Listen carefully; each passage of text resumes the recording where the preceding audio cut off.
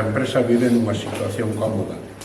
O precio máis alto que pagan outras zonas de España equilibra pagando menos en Galicia, polo tanto resolve a súa conta de resultados. O leite que vai nun brigue, o consumidor compra leite de tal empresa, pero a distribución Carrefour non lle compra unha empresa máis barato porque comprou o leite máis barato en Galicia, compra ao mesmo precio.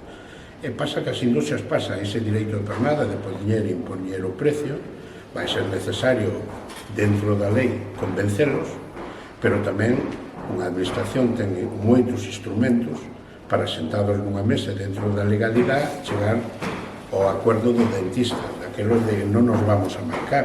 E, polo tanto, eu creo que vamos a ter que dar un paso máis. Hasta agora só as razóns de convencimiento non están funcionando, pero estamos nunha situación que uns e outros temos que analizar. Cada vez é máis difícil que haya relevo generacional, que se incorpore, e a propia industria ten que ser consciente que sin leite, sin Galicia, o seu futuro é complicado.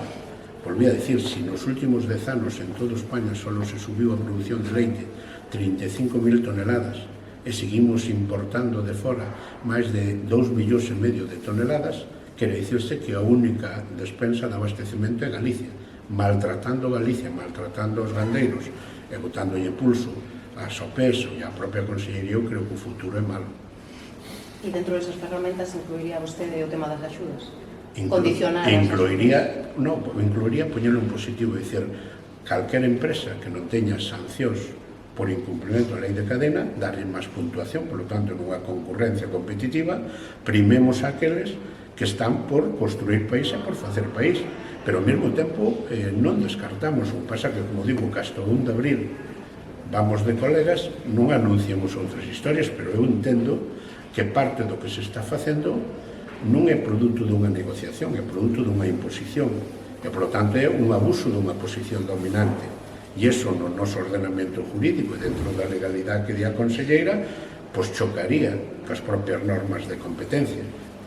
Non é posible que todas as industrias paguen o mesmo precio aos mesmos gandeiros co mesmo contrato e cas mesmas erratas tipográficas. Iso só se pode facer pola vía de ou firmas ou non che recollo lei. Iso non é negociación, iso chamase de outra forma. Por lo tanto, vamos a utilizar os argumentos como todo, zanahoria, e se non hai zanahoria, pois habrá que pasar a outra ferramenta. E cando deixen, entre aspas, de ir de colegas a partir de abril, aí que ferramentas utilizarán? Aí pasarán a vía judicial, pasarán a vía reivindicativa na rúa? Eu creo que todas son necesarias, é dicir, a presión é imprescindible na rúa, pero como elemento para conseguir acordos. Eu creo que desde Unións Agrarias levámoslo demostrando, pois cando denunciamos no 2013 un cártel da leite, onde demostramos que todas as empresas se poñeron de acordo para pagar menos o precio do leite.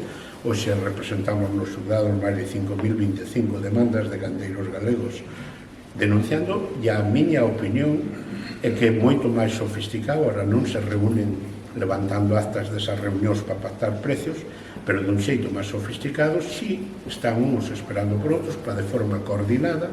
Todos os contratos terminan o 31 de marzo e o día 1 de abril vamos a asistir a unhas ofertas de precios en Galicia moi semellantes e moi distintas da que se presentan en outras comunidades autónomas.